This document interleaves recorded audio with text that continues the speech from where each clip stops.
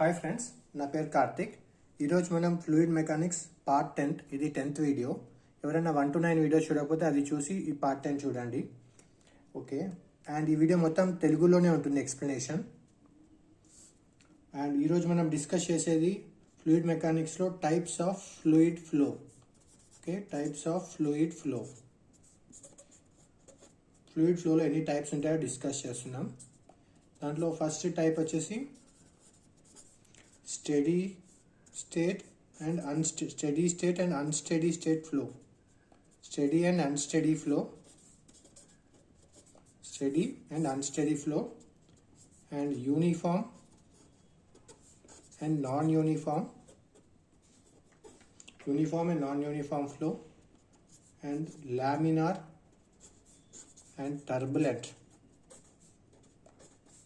flow. And fourth one is rotational and irrotational. Rotational and irrotational flow. And fifth one is compressible and incompressible. Compressible and incompressible flow. And మనం ఈరోజు ఈ వీడియోలో different types of fluid flow గురించి discuss చేస్తాం. Like study, unsteady, uniform, non uniform, laminar, turbulent, rotational, irrotational, compressible and incompressible. ఇవన్నీ ఈ types of flow గురించి మనం ఈరోజు డిస్కస్ చేద్దాం. అండ్ ఇఫ్ టైం పర్మిట్స్ మనకి అండ్ ఇది కంటిన్యూటీ ఈక్వేషన్ కూడా లైట్గా బ్రీఫ్గా చెప్తాను. Continuity equation. ఓకే, ఈ వీడియోలో ఇవి మనం డిస్కస్ చేస్తున్నాం. సో ఫస్ట్ టాపిక్ వెళ్తే study and unsteady flow. Study and unsteady flow గురించి డిస్కస్ చేద్దాం. ఏదైనా కానీ ఈ ఫ్లూయిడ్ పార్టికల్స్కి కొన్ని ప్రాపర్టీస్ ఉంటాయి. లైక్ వెలాసిటీ, ప్రెషర్, డెన్సిటీ, అలా. ఒకవేళ ఆ ప్రాపర్టీస్ కనుక with respect to time at particular location కనుక అవి చేంజ్ అయితే దాన్ని అన్స్టడీ ఫ్లో అని, చేంజ్ అవ్వకపోతే దాన్ని స్టడీ ఫ్లో అని చెప్తాము. లైక్ దీని డెఫినేషన్ కనుక రాసుకుంటే, if fluid properties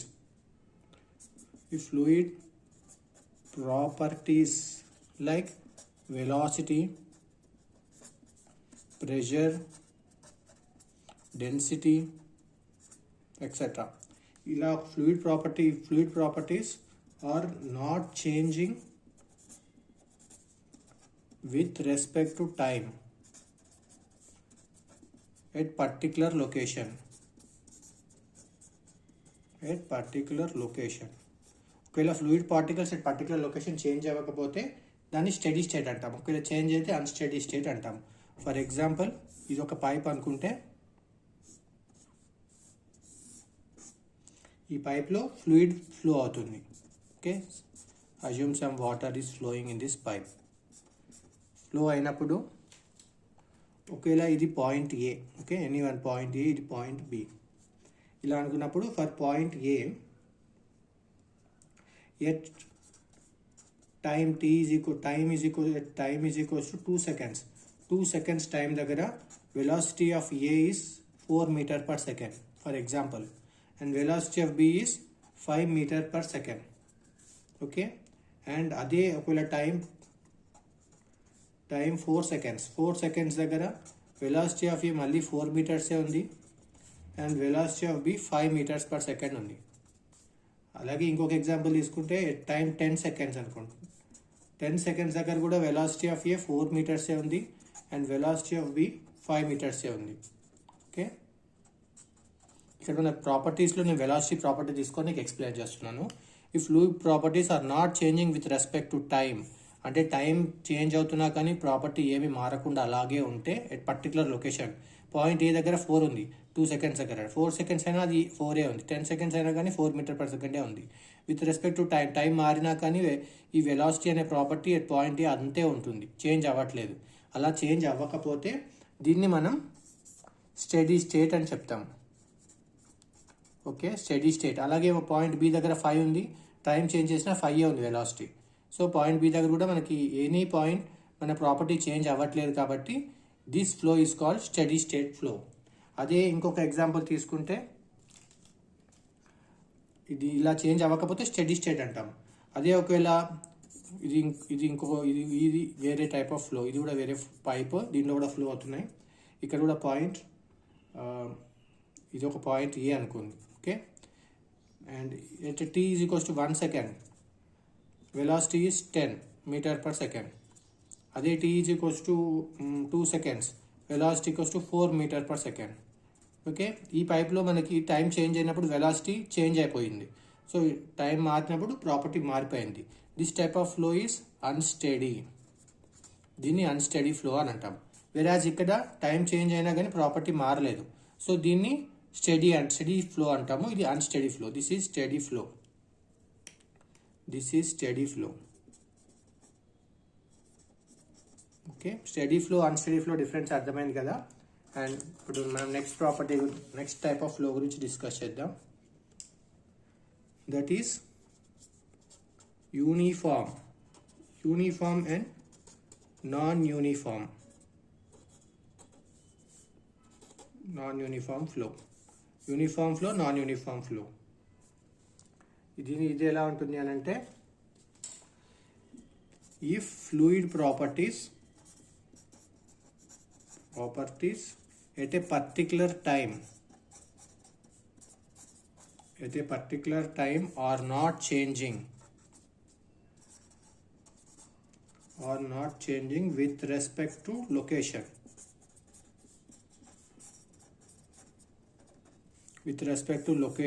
Or not changing with respect to location.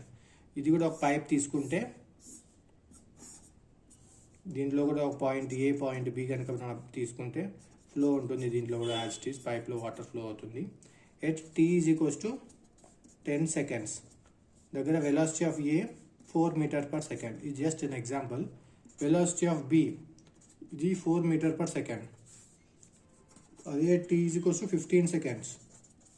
Velocity of a is 10 meter per second and velocity of b is 10 meter per second.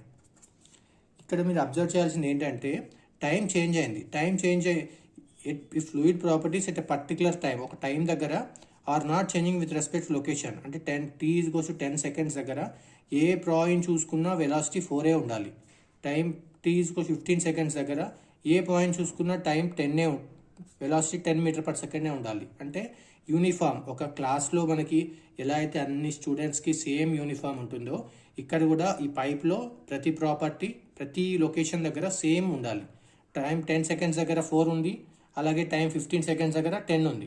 Change అవ్వచ్చు, okay, but ప్రతి point దగ్గర same ఉండాలి మనకి property. Okay, అలా ఉన్నప్పుడు దాన్ని uniform flow అంటారు. అలాగే అలా లేకపోతే దాన్ని నాన్ యూనిఫామ్ ఫ్లో అని అంటారు. అర్థమైంది కదా. ఒక పర్టికులర్ పాయింట్ దగ్గర యూనిఫామ్, క్లాస్లో ఎలా అయితే అందరికీ సేమ్ యూనిఫామ్ ఉంటుందో ఈ పైప్లో ప్రతి పాయింట్ దగ్గర సేమ్ ప్రాపర్టీ ఉండాలి. 10 సెకండ్స్ దగ్గర velocity of A B, velocity of A 4 meter, velocity of B 4 meter. ఒకవేళ పాయింట్ సి ఇక్కడ తీసుకున్న వెలాసిటీ ఆఫ్ సి కూడా 4 ఉండాలి. ఓకే, పాయింట్ డి ఇక్కడ తీసుకున్న వెలాసిటీ ఆఫ్ డి కూడా 4 ఉండాలి. టైం 10 సెకండ్స్ దగ్గర. మళ్ళీ టైం మారిపోయినప్పుడు ప్రాపర్టీ మారిపోవచ్చు. ఓకే, అప్పుడు కూడా velocity of A 10, B 10, C కూడా 10, డి కూడా 10. అంటే at any point of time property should be same throughout the pipe. Okay, with respect to location. అప్పుడు దాన్ని యూనిఫామ్ ఫ్లో అంటారు. ఒకవేళ ఇలా లేకపోతే దాన్ని నాన్ యూనిఫామ్ ఫ్లో అని అంటారు.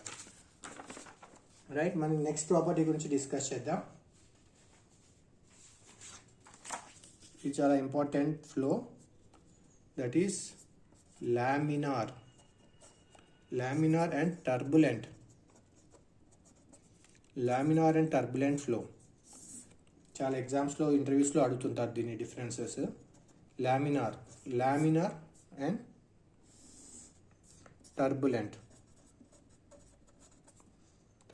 ఫ్లో. దీని గురించి చూసుకుంటే లామినార్ అంటే అది వెరీ స్మూత్ ఫ్లో, ఇలా ఉంటుంది, లేయర్ బై లేయర్ ఫ్లో ఉంటుంది లామినార్కి. Okay, it is very smooth flow. Points లాగా రాసుకుంటే very smooth flow in which one layer of fluid flow over another layer. Okay, very smooth flow. Whereas turbulent అంటే ఇలా intermixing అయిపోతుంది. Okay, ఒక దాంట్లో ఒకటి మిక్స్ అయిపోతుంది. there is intermixing of layers. ఇక్కడ very smooth flow, one layer flows over another layer smoothly. Very smooth flow, one layer flows over another layer smoothly. Turbulent ఫ్లోలో there is intermixing of layers ఉంటుంది. Okay, ఇక్కడ లామినార్లో no intermixing of layers.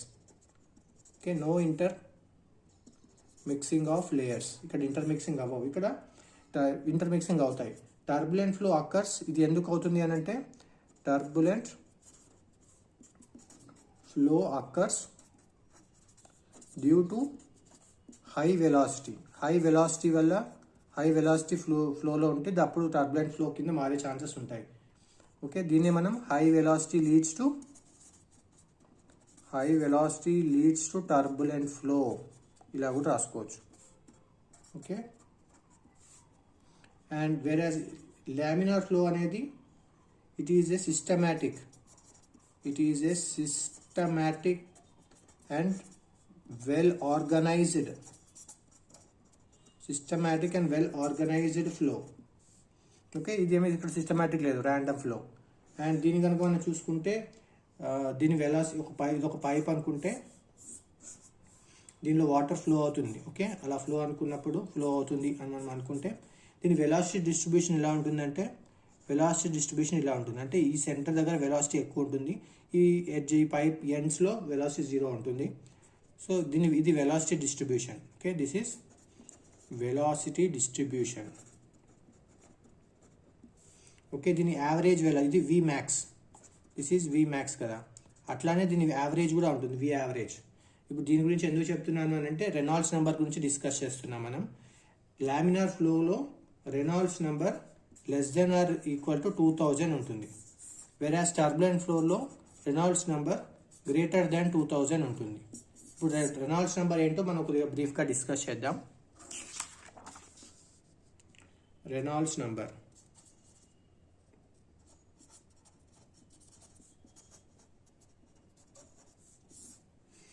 ఒక pipe అని ఇందాక assume చేసుకున్నట్టు ఒక pipe, దాంట్లో ఫ్లూయిడ్ ఫ్లో అవుతుంది. And this is velocity distribution. Okay, this is maximum velocity V max. ఇలా ఉన్నప్పుడు ఇది వెలాసిటీ డిస్ట్రిబ్యూషన్. అండ్ దీని యావరేజ్ వెలాసిటీ, ఓకే, ఈ పైప్లో యావరేజ్ వెలాసిటీని కనుక మనం వి అనుకుంటే, అండ్ పైప్ డయామీటర్ వచ్చేసి D. Okay, this is the diameter of the pipe D అని అనుకుంటే Reynolds number RE is equals to rho VD by mu. ఇది చాలా ఇంపార్టెంట్ ఫార్ములా, రెనాల్డ్స్ నెంబర్ రో విడి బై మ్యూ. అండ్ దీంట్లో మనకి రో అని అంటే density of fluid, and mu అని అంటే ఇది విస్కాసిటీ. దీన్నే డైనమిక్ విస్కాసిటీ అని కూడా చెప్తాం, విస్కాసిటీ. వి బార్ వచ్చేసి average velocity. Okay, average velocity. And d వచ్చేసి డయామీటర్ ఆఫ్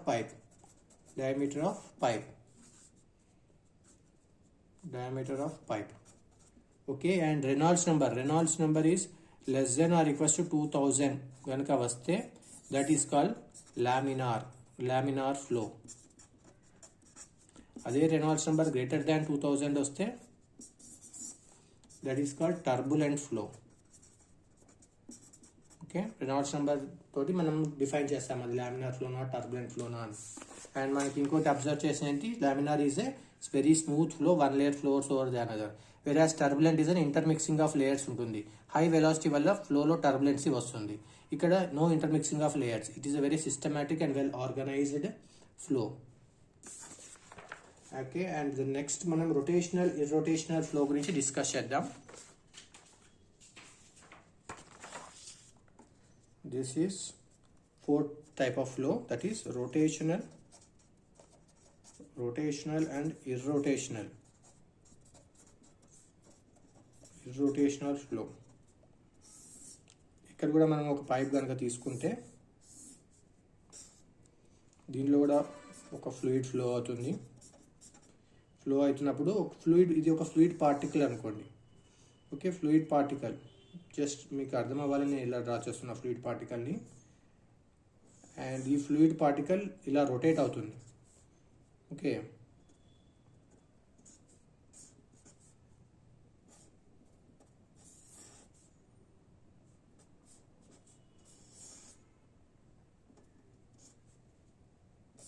ఓకే, ఇలా ఒకవేళ ఫ్లూయిడ్ పార్టికల్ ఇలా రొటేట్ అవుతూ వెళ్తుంటే ఇది fluid particle. Okay, fluid particle ఇలా రొటేట్ అవుతూ వెళ్తుంటే ఆ ఫ్లోని మనం రొటేషనల్ ఫ్లో అని అంటాం. If fluid particles are rotating about their center of mass during flow, then flow is rotational. Okay, in definition, if fluid particles are rotating about their center of mass during flow, then that flow will be rotational. Then flow is called rotational flow. Okay, fluid particles rotate అవుతూ flow అవుతుంటే ఆ ఫ్లోని మనం rotational flow అని అంటాం. ఎప్పుడు rotate అవుతుంది fluid particles మీద shear stress, రెండు వైపులా షియర్ స్ట్రెస్ యాక్ట్ అయినప్పుడు అది రొటేషన్ కపుల్లాగా యాక్ట్ అయ్యి రొటేట్ అవుతుంది. ఓకే, అండ్ దీని గురించి మనం ఎక్స్ప్లెయిన్ చేయాలంటే ఫస్ట్ ఒక ప్లేట్ తీసుకోండి. ఒక ప్లేట్ తీసుకుంటే కనుక వెలాసిటీ ప్రొఫైల్ డ్రా చేస్తున్నాను నేను.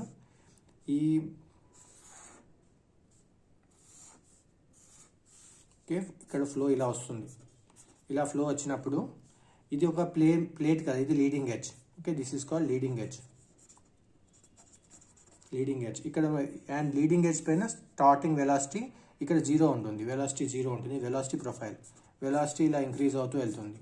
ఓకే, ఈ వై డైరెక్షన్లో వెలాసిటీ ఇంక్రిమెంట్ ఇలా ఉంటుంది. అండ్ ఇక్కడ మనం చూసుకుంటే du/dy change in velocity with respect to why direction.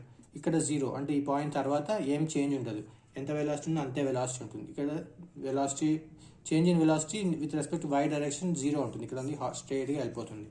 వెరాజ్ ఇక్కడ చూసుకుంటే du/dy change in velocity with respect to why direction is not equals to zero. అంటే ఇక్కడ du/dy ఎగ్జిస్ట్ అవుతుంది. That means tau, this shear stress tau is not equals to zero.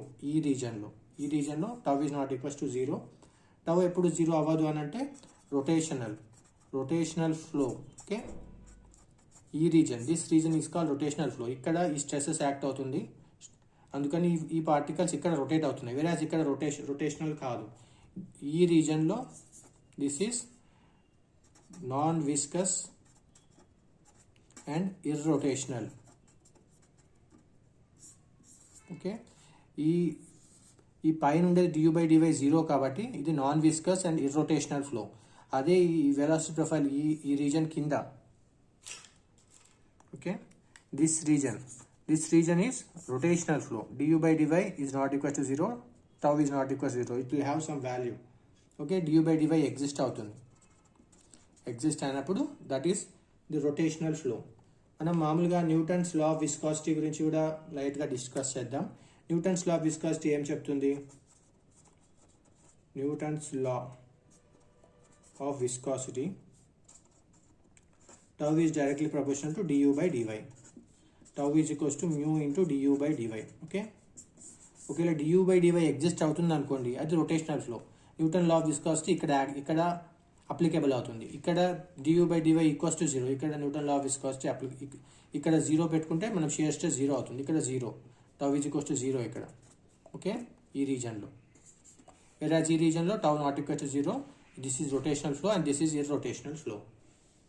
ఇక అర్థమైంది అనుకుంటాను. And next type of flow గురించి మాట్లాడదాం. Next type of flow is compressible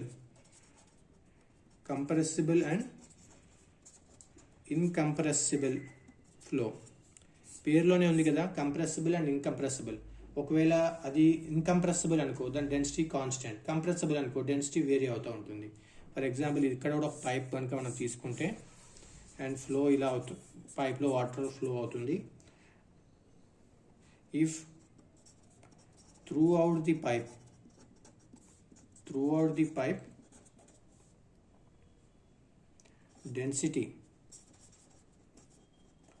density is equals to constant. Density ఏం మారట్లేదు. Okay, density constant అయితే then it is incompressible. Okay, density constant aithe density is equals to constant. Okay, then it is incompressible. Ade if density not equals to constant, density vary అవుతూ ఉంటుంది, then that flow is compressible flow. Okay, density is equals to constant, density ఏం మారడం లేదు, అలాంటప్పుడు అది incompressible flow. అదే ఒకవేళ flow ఈ త్రూఅవుట్ ది పైప్ ఫ్లోలో డెన్సిటీ కనుక ఒకవేళ లిక్విడ్ డెన్సిటీ చేంజ్ అవుతూ ఉంది, అప్పుడు then we call that flow is compressible flow. Okay, only compressible incompressible depends on density.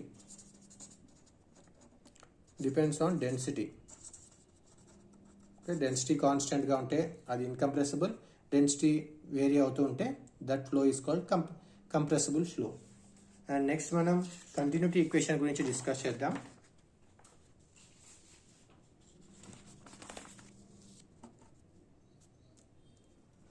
Continuity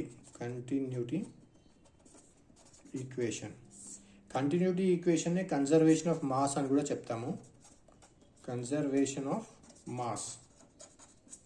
మనం ఒక పైప్ తీసుకుంటే ఈ పైప్లో వాటర్ వెళ్తుంది, ఎనీ లిక్విడ్ వెళ్తుంది, అప్పుడు దీన్ని మాస్ ఫ్లో రేట్ ఎం డాట్తో డినోట్ చేస్తాం.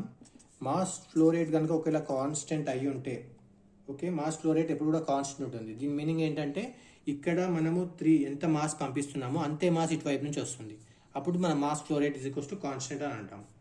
Okay, mass flow rate M dot is constant. So mass flow rate M dot అంటే ఏంటి? Mass per unit time. ఎంత మాస్ పర్ యూనిట్ టైం పంపించామో అంతే mass per unit time output కూడా వస్తుంది. Okay, దీన్ని ఎలా రాసుకోవచ్చు? మాస్ అంటే ఏంటి? Density into volume per time. Time కింద ఉంది కదా, ఈ వాల్యూమ్ పర్ టైంని మనం డిశ్చార్జ్ అని కూడా చెప్పుకోవచ్చు. డిశ్చార్జ్ యూనిట్స్ వచ్చి meter cube per second. Okay, volume per టైంని డిశ్చార్జ్ అని కూడా చెప్పుకోవచ్చు. So M dot is equals to rho Q. ఇది ఒక ఫార్ములా. దీనిలో క్యూ అంటే డిశ్చార్జ్. ఓకే, అండ్ ఇంకొకటి కూడా డిరైవ్ చేయొచ్చు. M dot is equals to rho into v into t కదా, దీన్నే మనం రో ఇంటూ వాల్యూమ్ అంటే ఏరియా ఇంటూ లెంత్ కూడా రాసుకోవచ్చు. Okay, this area into length. So area into length by time. And length per టైంని ఏమని రాసుకోవచ్చు? This is velocity unit meter per second. దీన్ని వెలాసిటీలా కూడా రాసుకోవచ్చు. So M dot equals to rho a v. Okay, ఇది ఒక ఫార్ములా. ఓకే, కంటిన్యూటీ ఈక్వేషన్లో mass flow rate is equals to constant. This is a basic concept of continuity equation. Mass flow rate is constant. దాని formula m dot equals to rho q, m dot equals to rho a v కూడా మనం చెప్పుకోవచ్చు. దీని మీద ఒక small problem చేద్దాం so that ఇంకా clarity వస్తుంది. దీని మీద ప్రాబ్లమ్స్ ఎలా అడుగుతారు అని అంటే, ఒక పైప్ ఉంది. ఓకే, దీని క్రాస్ సెక్షన్ ఆఫ్ ఏరియా వేరేగా ఇస్తారు. దీని ఏరియా A1, వెలాసిటీ V1. దీని ఏరియా A2, వెలాసిటీ V2. ఇప్పుడు మనము వాళ్ళు క్వశ్చన్లో ఏం చేస్తారంటే A1, V1, A2 మూడు ఇచ్చి A1, V1, A2 మూడు ఇచ్చి ఫైన్ V2 అని అడుగుతారు క్వశ్చన్లో. అప్పుడు మనకి ఇది మాస్ ఫ్లో రేట్ కాన్స్టెంట్ కాబట్టి ఎం dot is equals to constant. M dot is equals to constant, mass flow rate constant. So M dot అంటే రో ఏవి ఈజ్ ఈక్వల్స్ టు కాన్స్టెంట్. రో 1 A1 V1 ఈక్వల్స్ టు రో 2 A2 V2 అని వేసుకుంటాం. Okay, and same fluid కాబట్టి రో 1 is equals to రో 2 అని చెప్పి ఈ రెండు క్యాన్సిల్ చేసుకుంటే అప్పుడు మనకి A1 V1 is equals to A2 V2 అని వస్తుంది. అప్పుడు V2 is equals to A1 V1 by A2. ఈ ఫార్ములా యూజ్ చేసి మనం ఈ వెలాసిటీ పాయింట్ అవుట్లెట్ వెలాసిటీ మనం ఫైండ్ అవుట్ చేయొచ్చు. ఓకే, కంటిన్యూటీ ఈక్వేషన్ ఫార్ములా రెండు ఉంటాయి. ఎం dot equals to rho Q and M dot equals to rho ఏవి. ఇలా మనం ఫైండ్ అవుట్ చేసి కంటిన్యూటీ ఈక్వేషన్ ఆన్సర్ తెచ్చుకోవచ్చు V2. ఓకే, అండ్ ఈ వీడియో మీకు నచ్చింది అనుకుంటాను. అండ్ ఎవరైనా కొత్త వాళ్ళు ఉంటే ఈ వీడియో ఛానల్కి సబ్స్క్రైబ్ చేసుకోండి. అండ్ మీకు ఏమైనా డౌట్స్ ఉంటే కమెంట్స్లో కమెంట్ చేయండి. And don't forget to like this video. Thanks for watching. Thank you.